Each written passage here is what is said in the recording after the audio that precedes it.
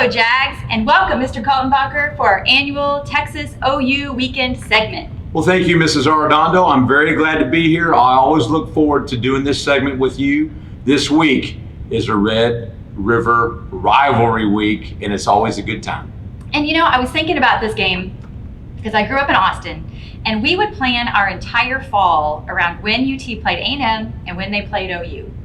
And even though there have been years where it has not been the most competitive game, or one team is ranked or neither team are ranked, it's always so much fun just because of the hype and the history and the excitement around those two teams. You know, I couldn't agree with you more. I've been fortunate enough to go to the State Fair and see this football game in person for about 20 times. Not going to be able to go this year. As a matter of fact, the crowd's going to be cut to about 25% of capacity. So those that go are going to be in for a real treat.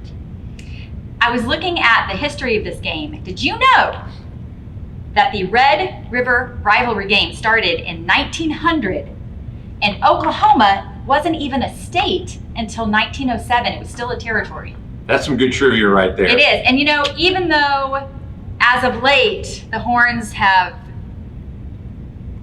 faltered, maybe, You could say that. They You are could say still that. ahead in the rivalry, 68 games to 45 games.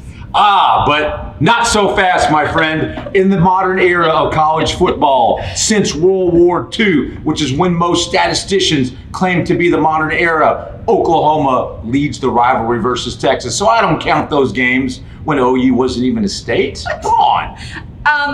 Let's talk about this weekend. What are you ranked? Oh my gosh, You know, you're not. as they say- I'm so sorry to bring that up. You're not even in the top 25.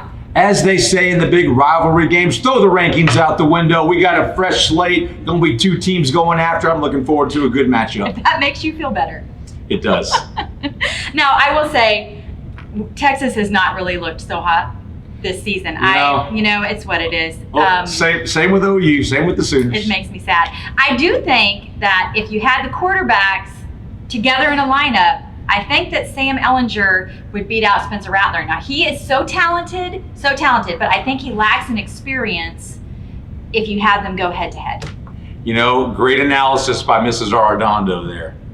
But again, not so fast, I say, not so fast. Did you know that when OU is the higher ranked team, OU does not usually, they don't fare as well when they're the favorite. However, this year, Oklahoma comes in as the underdog. They're not even ranked.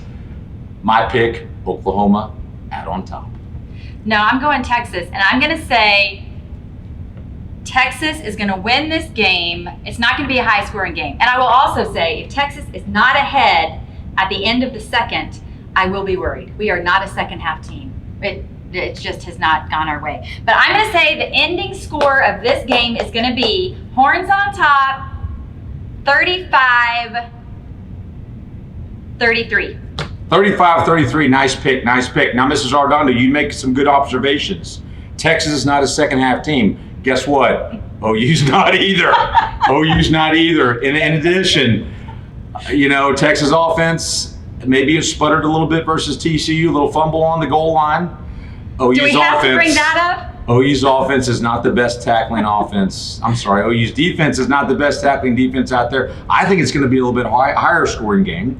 And I'm going to make my prediction in a second. But Mr. Arredondo, do you remember what my prediction was last year? It might have been spot on, and that was right before you broke my gnome. Do we remember that? For the record, the gnome was already broken. You broke my gnome. I had to have it glued back together. For the record, It was already broken. Not touching it this year. Yeah, you know. No, you're not. However, prediction for this year. It's going to be a little bit higher scoring than Mr. Arredondo might think. Okay. OU's defense gives up a lot of points, Okay. but the Sooners at the end will be victorious. Final score, OU 45, Texas 42. You heard it here, ladies and gentlemen. I don't think so. We'll see how that goes. May the best team win. Go Horns. Hook 'em Horns. Boomer Sooner. Let's go Horns.